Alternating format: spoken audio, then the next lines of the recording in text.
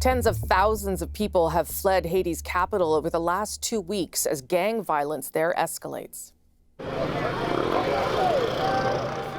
Gangs now control around 80% of the capital, Port-au-Prince. Police are struggling to contain the violence, and the Canadian government says it's monitoring the situation. The embassy, the Canadian embassy, is in Port-au-Prince. It is temporarily closed to the public, and non-essential staff have been evacuated. Earlier this morning, I spoke to Canada's ambassador to Haiti, André François Giroux, about the situation on the ground and whether there are plans to evacuate Canadians there. Ambassador Giroux, thank you so much for joining us this morning. My pleasure. Thank you for having me. Yes, of course. So so many people have tried to flee Haiti's capital in the past few weeks. You are still there on the ground. Maybe I'll just get you to describe a little bit the situation in Port-au-Prince. Well, thank you. What we've seen is really when Acting Prime Minister Henry went to Kenya to sign the bilateral agreement with the Kenyans to allow for the force to come, that kind of gave momentum to the gangs to get together and try to derail the whole process. So what we've seen for the last 3 weeks is basically a lot of insecurity, a lot of uncertainty, but at the same time, the critical mass of actors in Port-au-Prince getting together to fill the void, to come up with a political agreement that will put the country back on the rail when it comes to welcoming the multilateral force, and as well as setting a clear path towards election. So on the political front, good news. On the security front, a lot of uncertainty, and those two sort of work together. The more the political gets attacked together, the more the gangs wants to create uncertainty and insecurity. So that's where we are. Is it dangerous? Like, is it dangerous for you to be there right now?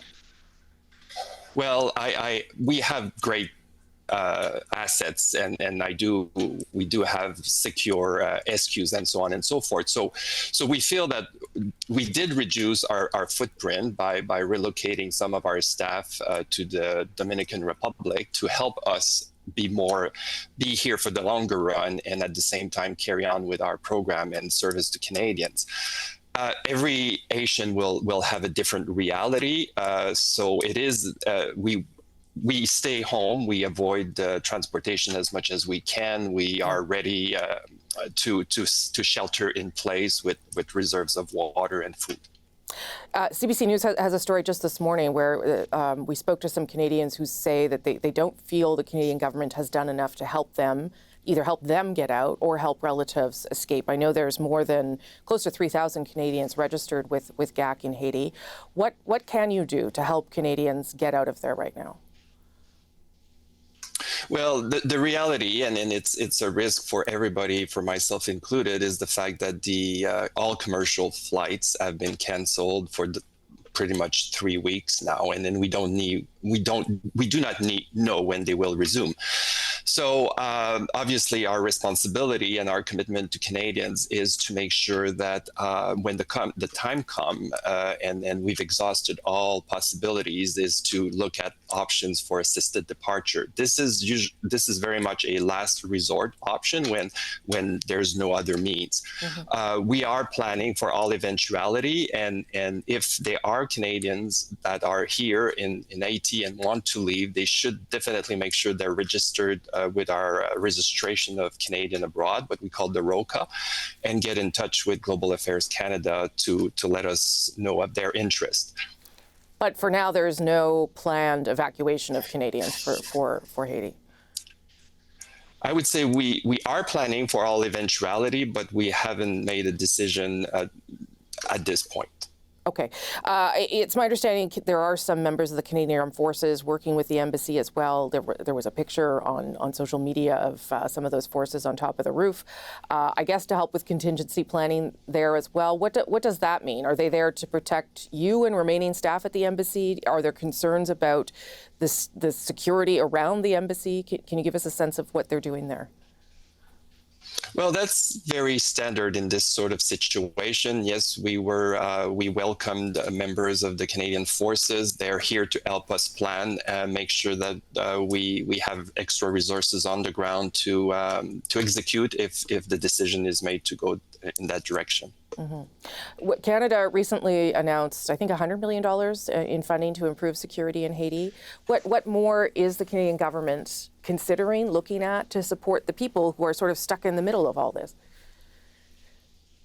Well, security is definitely one of the key crises to resolve. There is also a humanitarian crisis taking place in Haiti, and then we discussed the political one. So there's good news on the political front. For security, you're right, $100 million last year was announced just specifically for the Haitian National Police. In addition to this, we've also mobilized the international community of donors to help coordinate all the various donations and support to the Haitian National Police, so to make sure we don't duplicate, that we really are strategic and attend to the most important. And we've announced probably about a month ago now that we will also support financially the multinational security force. And in addition to that, we are also very much engaged in its preparation, and there are plans to help training some of the countries that will join the force. In addition to all of this, obviously, we continue with our development program, our humanitarian assistance to really help on all fronts. What is your sense if this multilateral force can get in, led by Kenya, can actually get into Haiti and start calming things down? What is your sense about how quickly that could happen and how successful they might be in terms of bringing some stability to people there?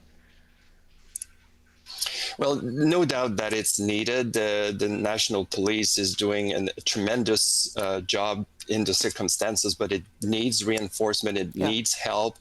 That's what we've been doing for the last year, and we will continue doing even when the force has left. The political agreement that we will see coming together very quickly. I mean, the members have been named. They're meeting together. They're getting their agenda. Will help in bringing the force, because that was a condition for the Kenyans to have a clear government in place in order to welcome this force. So, we what we're doing in Canada right now is trying to mobilize others from the international community to step up and do as much as we're doing, because the situation is critical, and every day that goes by without the force is one more day when Haitians suffer. Ambassador Giroux, thank you for making the time. I appreciate it very much. Thank you for having me.